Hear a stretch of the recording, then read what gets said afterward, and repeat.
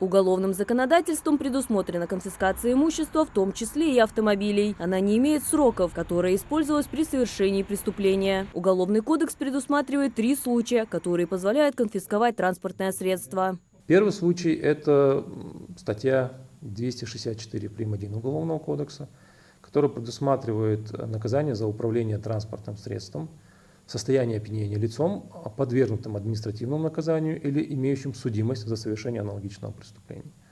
То есть, если говорить конкретно, представим пример, что значит, у нас водитель, находясь в нетрезвом состоянии или в состоянии опьянения, управляет транспортным средством, он задерживается сотрудниками полиции, и либо проходит освидетельствование, которое подтверждает факт в состоянии опьянения, нахождения его в состоянии опьянения, либо в случае его отказа от прохождения медицинского освидетельствования он привлекается к административной ответственности за управление транспортным средством в нетрезвом состоянии.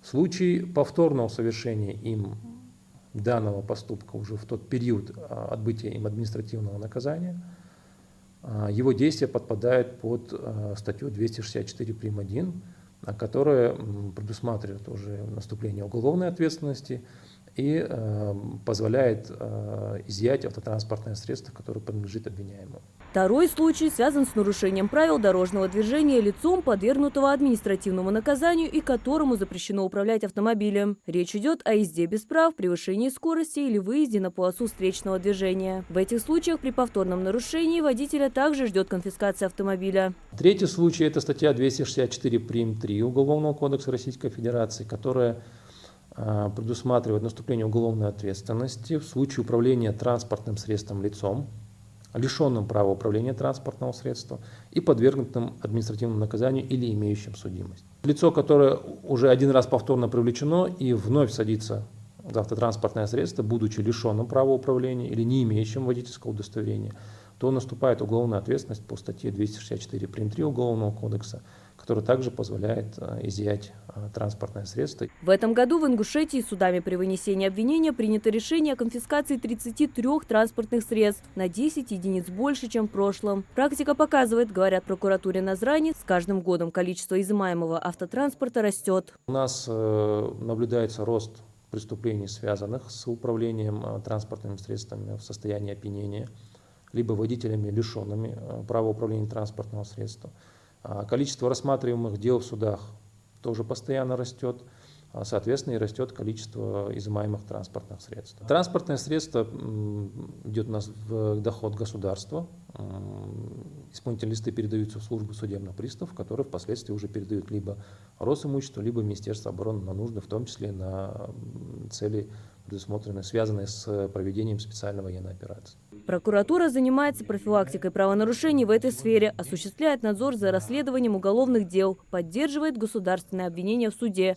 Но это уже после выявления факта нарушения. До этого обширный пласт работы проводят сотрудники ГИБДД. При осуществлении ежедневных рейдовых мероприятий они выявляют тех, кто пользуется автотранспортом в нетрезвом состоянии. При разговоре с нарушителем водитель, если у него имеются признаки опьянения, он же там на месте же отстраняется от управления транспортным средством, и, соответственно, ему предлагается пройти освидетельствование состояния алкогольного опьянения. И если он отказывается пройти, то его направляют на медицинское учреждение для прохождения медицинского освидетельствования.